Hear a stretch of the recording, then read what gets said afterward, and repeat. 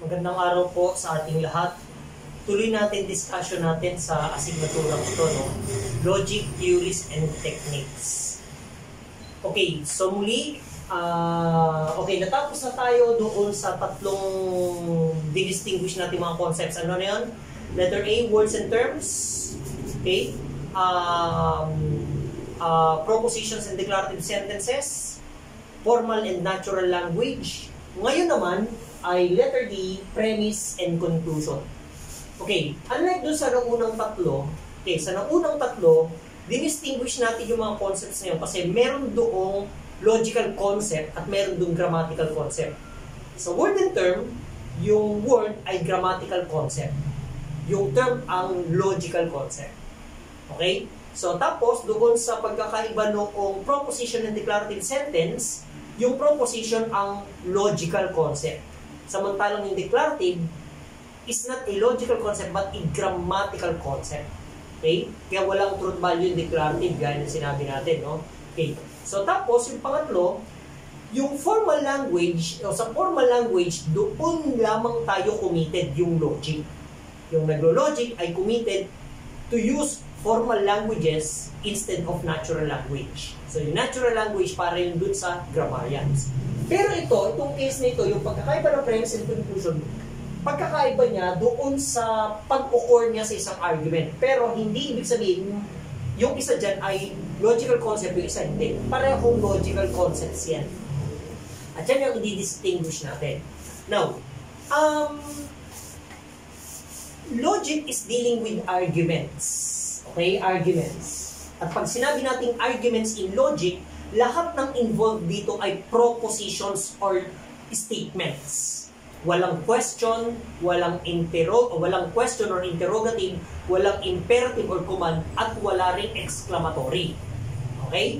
So, huwag natin isipin na pag sinabing argument, yung mga argumento dyan sa kapitbahay ninyo na nagtatanong pa, no, bakit? Diba? Ano bang alam mo? Diba? Question yun eh.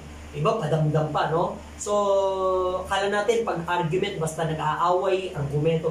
Sa logic, pag sinabing argument, lahat ng involved dito ay puro propositions. Walang question or interrogative, walang imperative, walang exclamatory.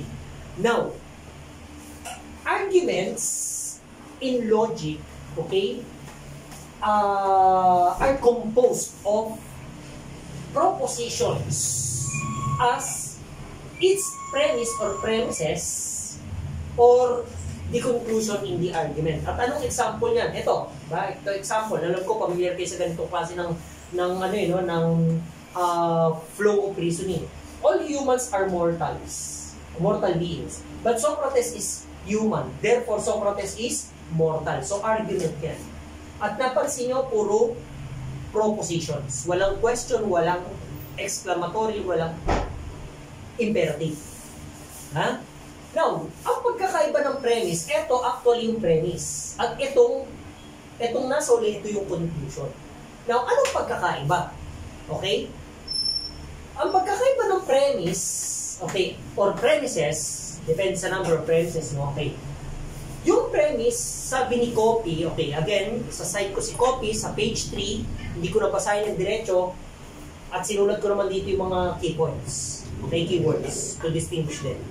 Okay, so, page 3, I need to mention to you this book para hindi ko naman angkinin yung kaalaman na ito, no? Kundi natutunan ko lang sa mga teachers ko at meron kaming mga sources, kagaya nito. Okay. So, ano yung premise or premises? Ito, ano daw to sa argument?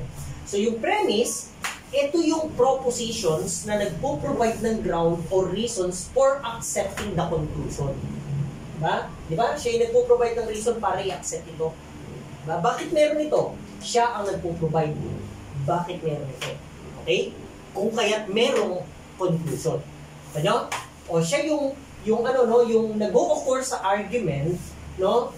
Na nag-a-assume for proving the conclusion, diba?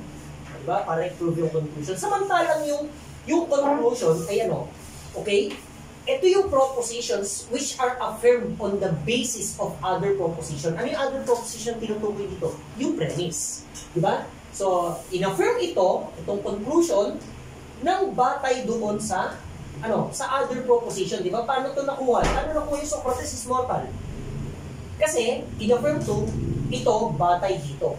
Bakit sinabing Socrates is mortal? Kasi, all humans are mortal and Socrates is human. Kaya, Socrates is mortal. Okay? So, it occurs in the argument, okay? Okay? It occurs in the argument, okay?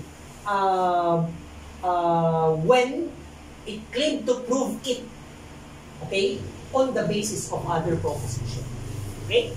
So, yan lang naman yung magkakaiba ng premise at saka conclusion according to Poppy. And some other books say that, okay, another way of distinguishing them ay the premise is the starting point in the reasoning process.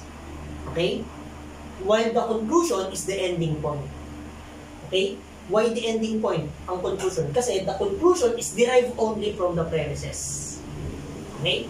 Or inferred only from this. Diba?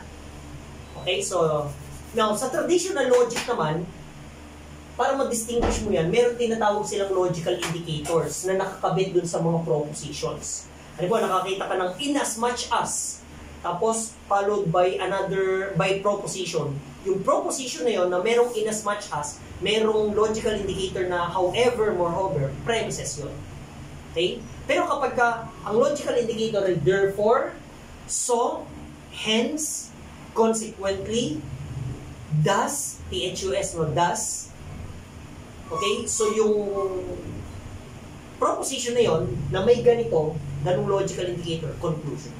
Okay? So yan lang naman yung pagkakaiba ng dalawa, no? Premise and conclusion. And both of them occur in the argument. Kaya again, arguments are composed of propositions, okay? Some of which are the premise or the premises, and the other is the conclusion in the argument. Ulit, dagdag na kaalaman sa ating lahat. Sana'y subaybayan nyo pa yung mga susunod nating talakayan. Okay? Next meeting, next video. Okay, tatalakayan ko sa inyo, letter E naman, pagkakaiba ng valid, sound argument, at saka invalid argument. Maraming salamat sa inyong lahat.